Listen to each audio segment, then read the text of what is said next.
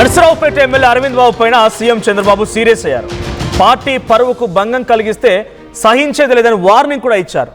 అరవింద్ బాబు వివరణ చంద్రబాబుకి ఇచ్చిన టీడీపీ అధిష్టానం. సో అరవింద్ బాబు వివరణని చంద్రబాబు కూడా అందజేసిందా టీడీపీ అధిష్టానం. ఎమ్మెల్యే వివరణ పైన చర్చ సందర్భంగా కొందరు నేతలు ప్రవర్తనను ఉద్దేశిస్తూ సీఎం కీలక వ్యాఖ్యలు చేశారు.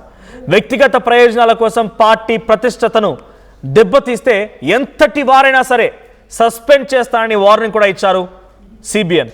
ఇక పార్టీ క్రమశిక్షణ విషయంలో రాజీ పడేది లేదంటున్నారు చంద్రబాబు. గీత దాటితే ఇక భరించేది లేదంటున్నారు. పార్టీకి ప్రభుత్వానికి చెడ్డ పేరు తెస్తే సహించేది లేదన్నారు. ఇటీవల తనకు కావాల్సిన వ్యక్తికి పోస్టింగ్ ఇవ్వలేదని ఎస్పీ ఆఫీస్లో రచ్చ చేశారు నర్సరావుపేట ఎమ్మెల్యే అరవింద్ బాబు. సో పార్టీ ప్రతిష్టతకి భంగం కలిగిస్తే అస్సలు ఊరుకునేదని అంటూనే ఇటు మిగిలినటువంటి వారు ఎవరైతే పార్టీ ప్రతిష్టను దెబ్బతీసేలా వ్యవహరిస్తారో వారిపైన కూడా చంద్రబాబు సీరియస్ అయినట్టు తెలుస్తోంది. ఏకంగా పల్నాడు జిల్లా ఎస్పీ కార్యాలయంలో బయట నిరసన తెలిపారు అరవింద్ బాబు. అయితే తనకు సంబంధించినటువంటి వ్యక్తికి లీగల్ అడ్వైజర్ పోస్ట్ ఇవ్వలేదని అరవింద్ బాబు నిర్వాకానికి పాల్పడ్డారట. అయితే అది పార్టీ ఒక రకంగా చెప్పాలంటే ఇది భంగపాటు కలిగే అంశం. అధికారంలో ఉన్న పార్టీ, చరిత్ర కలిగిన పార్టీ అలా కూర్చొని నీకు సంబంధించిన వ్యక్తికి పోస్టింగ్ ఇవ్వాలని చెప్పి ధర్నా చేస్తావా, ఐఏఎస్ అధికారులతో ఐపీఎస్ అధికారులతో పోరాటం దిగుతావా అంటూ అరవింద్ బాబు పైన కొంత ఆగ్రహం గురవడంతో పాటుగా ఆయన ఇచ్చిన వివరణని కూడా అధిష్టానం చంద్రబాబుకు అందజేసిందట. సో దీనికి సంబంధించి ఆయన ఎలా రియాక్ట్ అయ్యారు, ఇంకా ఎంతమంది ఎమ్మెల్యేలు ఉన్నారు, పార్టీ లైన్ని మిస్ చేసి పార్టీ ప్రతిష్టతకి భంగం కల్పించే విధంగా ఎవరెవరు ఉన్నారో వారికి ఎవరెవరికి ఎటువంటి వార్నింగ్ ఇచ్చారో తెలుసుకుందాం. మా ప్రతినిధి కృష్ణమోహన్ ఉన్నారు ఫోన్ లైన్ సిద్ధంగా.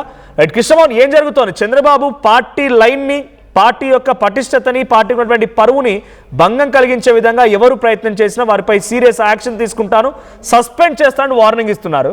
ఏకంగా అధికార పార్టీ ఎమ్మెల్యే ఎస్పీ కార్యాలయంలో కూర్చొని నిరసన వ్యక్తం చేయడమా, తనకు సంబంధించినటువంటి ఒక వ్యక్తికి పోస్టింగ్ ఇవ్వలేదని చెప్పి నిరసన వ్యక్తం చేయడమా? ఈ మాదిరిగా ఇంకా ఎంతమంది ఉన్నారు? డైరెక్ట్గా ఇండైరెక్ట్గా సిబిఎం ఎవరిని ఉద్దేశించి వ్యాఖ్యలు చేశారు? ఇంకా ఈ సెగ ఎవరికి తగలబోతోంది? మనోజ్, వరుసగా జరుగుతున్న ఇన్సిడెంట్లు ఇటీవల కాలంలో అధికార పార్టీ ఎమ్మెల్యేలు వ్యవహరిస్తున్న తీరు కొంత పార్టీకి చెడ్డ పేరు తెచ్చే విధంగా ఉంది. ఆ నేపథ్యంలోనే మొన్న జరిగిన వరుసగా కాకినాడ ప్రాంతానికి సంబంధించిన ఒక ఎమ్మెల్యే అక్కడున్న రిపోర్టర్లను బెదిరించడం, తర్వాత అంతకు ముందు శ్రీకాకుళానికి సంబంధించిన ఎమ్మెల్యే, టౌన్ ఎమ్మెల్యే, అక్కడ ఆయన స్థానికంగా ఉన్న కొంత గిరిజన నాయకుల పట్ల దురుసుగా మాట్లాడటం, తర్వాత నిన్న నర్సరావుపేట ఎమ్మెల్యే ఏకంగా ఎస్పీ ఆఫీస్ లో 5 గంటల పాటు నర్సనకి దిగడం, తనకి సంబంధించిన పోస్టింగ్ ఎందుకు ఇవ్వరు అంటూ ఆయన వాగ్వేదం చేయడం, ఇవన్నీ వరుసగా జరుగుతున్న ఇన్సిడెంట్స్. ఇవన్నీ చాలా ఇష్యూస్. అలాగే కొన్ని ఎమ్మెల్యేలు ఈ అంటే మట్టి కావచ్చు, లేకపోతే ఇసుక కావచ్చు, వీటన్నిటికి సంబంధించి అక్రమ రవాణాకు సంబంధించిన వ్యవహారాలు ఇవన్నీ కూడా ఎమ్మెల్యే దృష్టికి, ముఖ్యమంత్రి దృష్టికి వస్తున్నాయి. అయితే చాలా కాలంగా మరో విషయం, పలకపూడి లాంటి ఎమ్మెల్యే ప్రతిరోజు ఏదో ఒక నిత్యం కాంట్రవర్సీ చేసే ఎమ్మెల్యే. సో ఈ వ్యవహారంలోనే ఆయన ఇటీవల కాలంలో చాలా సీరియస్ గా అసెంబ్లీ సమయంలో కూడా చాలా గట్టిగా మాట్లాడిన పరిస్థితి అయితే ఉంది. అయినప్పటికీ వీళ్ళ వ్యవహార శైలి మారలేదు.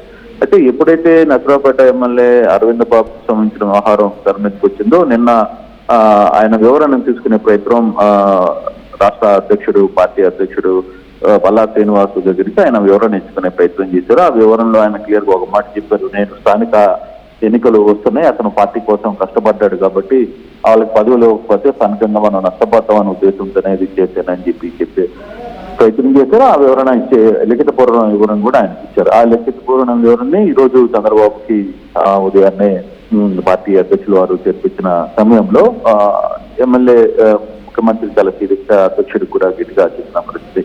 ఒక అరవింద్ బాబే కాదు, చాలా మంది వ్యవహారాల్లో ఇదే చివరి ఎమ్మెల్యేగా మిగిలిపోతారు, గుర్తుపెట్టుకోమని చెప్పు. చాలా మంది తమ ధోరణి మార్చుకోవట్లేదు, చాలా అసంతృప్తంగా ఉన్నాయి వ్యవహారాలు.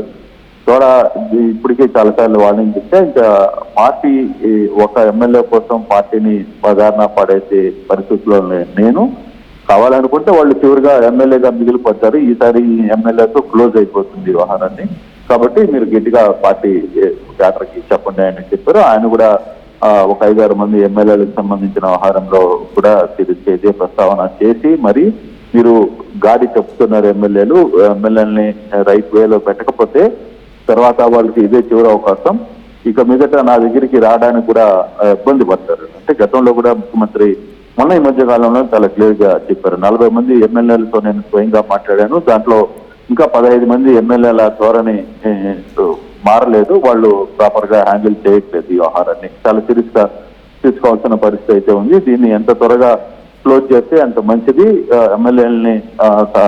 ఎమ్మెల్యేలు వాళ్ళ ధోరణిలో మార్చుకోకపోతే మాత్రం ఖచ్చితంగా ఇబ్బందులు తప్పవు అనేది క్లియర్ గా చంద్రబాబు ఈరోజు పార్టీ అధ్యక్షుల వారికి కూడా క్లియర్ గా చెప్పేశారు.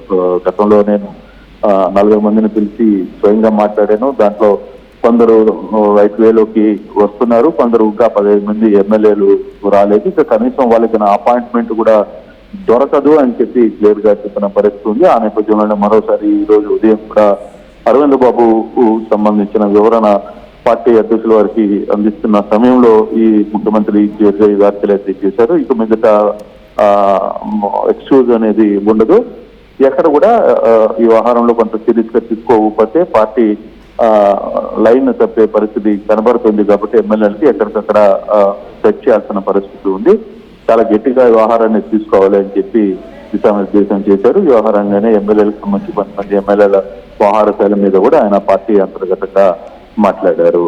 Manoj, right, thank you Krishnamohan, thank you for the updates. మొత్తంగా నరసరావుపేట ఎమ్మెల్యే అరవింద్ బాబు పైన చంద్రబాబు ఆగ్రహానికి గురయ్యారు. ఏకంగా ఎస్పీ కార్యాలయంలో కూర్చొని అరవింద్ బాబు తనకు సంబంధించిన ఒక వ్యక్తికి లీగల్ అడ్వైజరీ పోస్ట్ ఇవ్వలేదని చెప్పి కొంత ఆందోళన చేపడుతూ అక్కడ నిరసన కార్యక్రమానికి వెళ్ళి ఒక ప్రకటన చేశారు, అక్కడికి వెళ్ళి నిరసన వ్యక్తం చేశారు. ఈ సంఘటన పార్టీ అధిష్టానం సీరియస్ అయింది. అధిష్టానం ఇచ్చినటువంటి ఆదేశాల మేరకు వివరణ కూడా ఇచ్చారు అరవింద్ బాబు. ఆ వివరణని ఇప్పుడు చంద్రబాబుకు అందజేశారు. సో ఇప్పుడు దాని విషయంపైన చర్చ జరుగుతున్న సందర్భంలో ఎవరైనా సరే పార్టీ ప్రతిష్టతకి భంగం కలిగించేగా ప్రయత్నం చేస్తే డెఫినెట్గా సస్పెండ్ చేస్తానంటూ చంద్రబాబు వార్నింగ్ ఇవ్వడంతో పాటుగా ఇటు మరికొంతమందికి కూడా చురుకులు అంటించే విధంగా చంద్రబాబు గట్టిగా వార్నింగ్ ఇచ్చారు. సో ఇంకెవరైనా ఇదే మాదిరిగా ఆలోచన చేసినా అటువంటి ఆలోచన విరమించుకోండి, లేదంటే పార్టీ ప్రతిష్టతకి భంగం కలిగిన, పార్టీ పరువుకి ఇబ్బంది కలిగినా కూడా ఎట్టి పరిస్థితుల్లో వదిలే ప్రసక్తి లేదని అన్నారు ఆయన. ఎమ్మెల్యే వివరణ పైన కూడా చర్చ జరిగిన సందర్భంగా కొందరు నేతలు తమ ప్రవర్తనని మార్చుకోవాలని కూడా వార్నింగ్ ఇచ్చారు. ఎంతటి వారైనా సరే వదిలిపెట్టను, పార్టీ క్రమశిక్షణ విషయంలో చాలా తప్పకుండా పాటించాల్సిందే, గీత దాటితే వేటు తప్పదనే రకంగా వార్నింగ్ ఇచ్చారు. పార్టీకి ప్రభుత్వానికి చెడ్డ పేరు తెస్తే ఊరుకునేది లేదన్నారు. ఇక ఎస్పీ ఆఫీస్లో చేసిన రచ్చపైన అరవింద్ బాబు ఇచ్చినటువంటి ఫిర్యాదు వివరణని చంద్రబాబు పరిశీలించారు. మరి ఇంకా ఎవరెవరు ఉన్నారు ఈ లైన్లో, ఇంకా ఎమ్మెల్యేలు ఎవరైనా ఈ మాదిరిగానే అరవింద్ బాబు మాదిరిగానే అధికారులకు కానీ, ప్రజలకు కానీ, పార్టీకి కానీ, ప్రభుత్వానికి కానీ కొంచెం చెడ్డ పేరు తీసుకొచ్చే ప్రయత్నం చేస్తున్నారా? ఓ పని చేయండి, మీరు కూడా మీ నియోజకవర్గ ఎమ్మెల్యే పనితీరు ఎలా ఉంది, ప్రభుత్వానికి కానీ మీకు కానీ ఆ నియోజకవర్గ పరిధిలో ఉన్న ప్రజలకు కానీ అందుబాటులో లేకుండా ప్రభుత్వానికి చెడ్డ పేరు తీసుకొచ్చే ప్రయత్నం, లేదంటే దందాలకు తెరలేపే ప్రయత్నం, అక్కడ అక్రమంగా అవినీతికి పాల్పడే ప్రయత్నం ఏమైనా చేస్తే కామెంట్ చేయండి. ఇఫ్ ఎట్ ఆల్ సోషల్ మీడియాలో కూడా చంద్రబాబు వారికి వెళ్ళే విధంగా ప్రయత్నం చేయండి. మేబీ వాళ్ళపై కూడా చర్యలు ఉంటాయి, మీకు ఒక మంచి నాయకుడు అందించే ప్రయత్నం ఆయన చేస్తారేమో. సో ఇంకెందుకు ఆలస్యం, మీ ఎమ్మెల్యే పనితీరు ఎలా ఉందో కామెంట్ చేసి ప్రయత్నం చేయండి.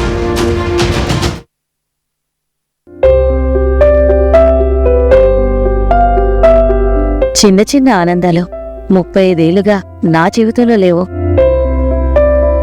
35 ఏళ్లుగా నేను డైపర్లలో బ్రతికాను. 6 సెంటీమీటర్ల ఫిస్టులా నా మూత్రాశయంలో లీకు కారణమైంది. ఎవరూ నాకు సహాయం చేయలేకపోయారు. ఏఐఎన్యూలో వైద్యులను కలిసే వరకు అక్కడ వారు రోబోటిక్ శస్త్రచికిత్సతో నాకు పరిష్కారం ఇచ్చారు. వారు నా ఆత్మవిశ్వాసాన్ని కూడా తిరిగిచ్చారు. Precision Care makes it possible. The Center for Robotic Surgery at AINU